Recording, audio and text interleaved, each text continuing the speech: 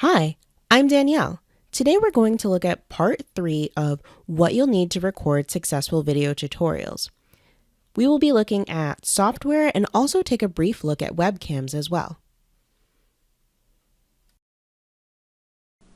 Okay, so we've already taken a look at microphones and accessories to help you record for your podcast or video tutorials. Now let's take a look at some of the recording software that you can use to help you with these projects. I've picked 3 pieces of software to go over with you, all 3 of which I have used and found helpful for different things and different reasons. So take your pick, or you can use all 3 like I do. The first piece of software we're going to take a look at is called Audacity. Audacity is a free open source program that allows you to record sound only. Audacity can be used cross-platforms, meaning that you can use it in Windows or Macs. Audacity is actually also supported by Linux, in case you are a Linux user. Because Audacity is so popular, mainly because it's free and easy to use, there are a lot of resources available out there that you can use for it. There are wikis and a lot of forums that people have set up to help you with Audacity if you have a question and cannot find it in the manual. There's also plenty of tutorials, too. A couple of the downsides of Audacity, though, are that you can only record sound. So if you're planning on doing video tutorials, then obviously you're going to need to pair it with something besides Audacity. Because you can only record sound, the integration with video is not always smooth. It involves a lot of editing, and it's painstaking and very time-consuming, whereas programs that let you record the video and the sound at the same time make editing go much faster. But again, it's free, so you have to pick your battles. Audacity is available for download at audacityteam.org. I like to use Audacity primarily for recording of my podcast because I'm not planning on attaching a video to it. The next program that I wanted to highlight is TechSmith's Camtasia. Camtasia also offers cross-platform compatibility and can be used on Windows or Mac. Camtasia is a paid product, and it does offer a very beefy form of tech support. So there are a lot of tutorials, there are people that can chat with you, or you can call the company if you need additional help with something or get stuck. Camtasia is also fairly simple to use. There are plenty of get started tutorials to help you get started using Camtasia, and I would encourage you to check some of these out before you just dive in. Not all of it is intuitive, but once you have a chance to watch some of the videos, you'll get a good idea of what you need, and it's actually pretty simple. This is actually what I'm recording this tutorial on, is Camtasia.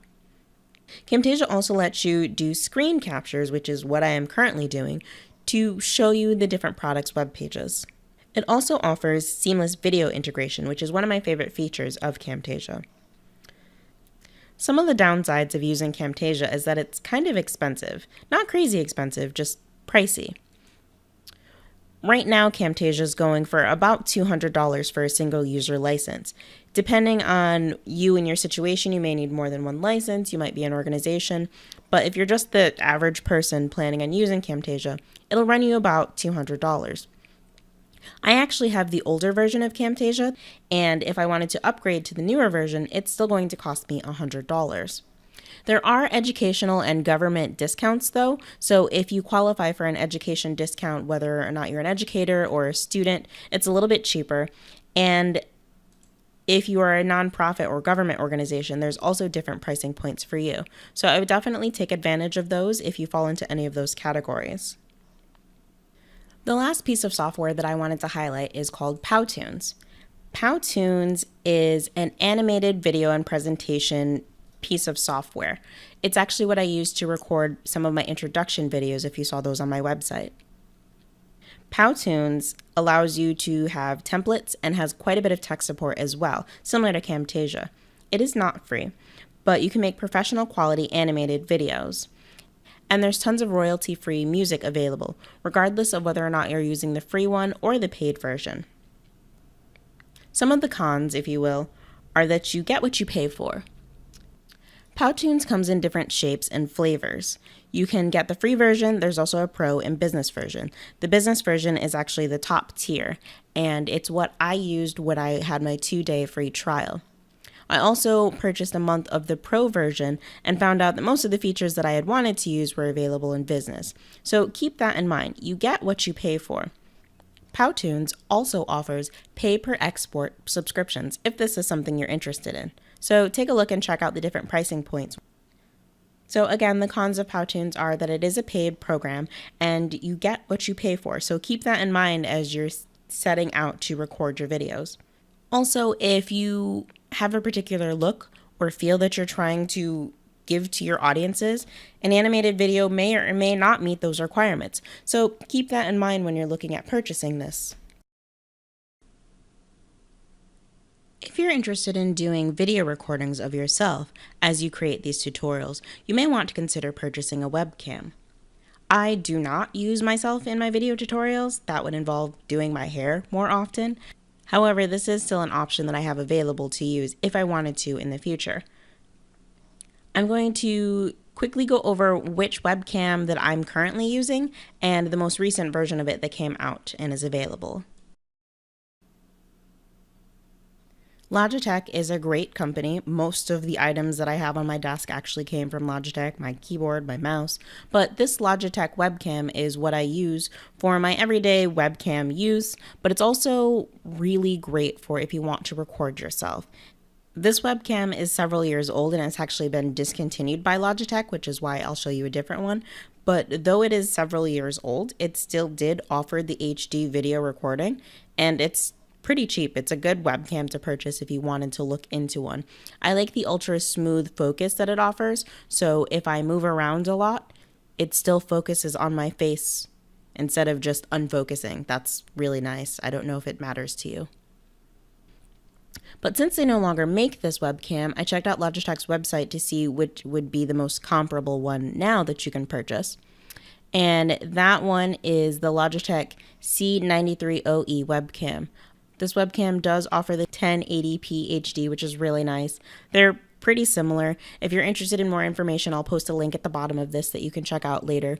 But both webcams run around $100 to $130. So take your pick.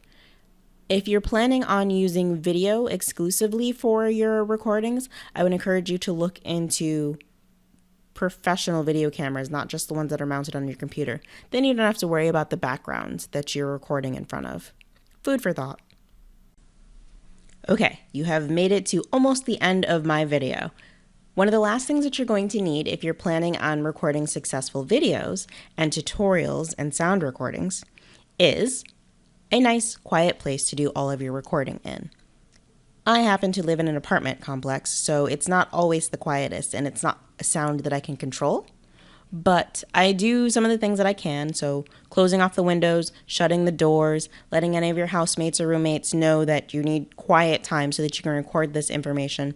Recording at night tends to help me a lot, or during the day when no one else is around because they're all at work. So keep this in mind. If you're at a college or university and doing your recordings, keep the noise levels of your office mates in mind, possibly renting out a conference room or another space if your office is not quiet enough to do the recordings in.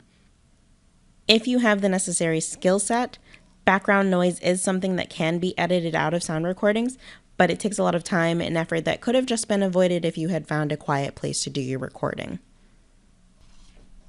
So, just a quick recap, some of the things that you'll need to be successful in recording your sound and video tutorials are a microphone, some accessories if you're interested to go with your microphone, such as a stand or windscreens or pop screens, recording software to do the recordings on, a webcam if you're planning on including your face in any of the recordings, and a nice quiet place to do all of your recordings in. I hope you found this helpful, and I'd like you to check out some of my other videos down here at the bottom. And thanks for watching.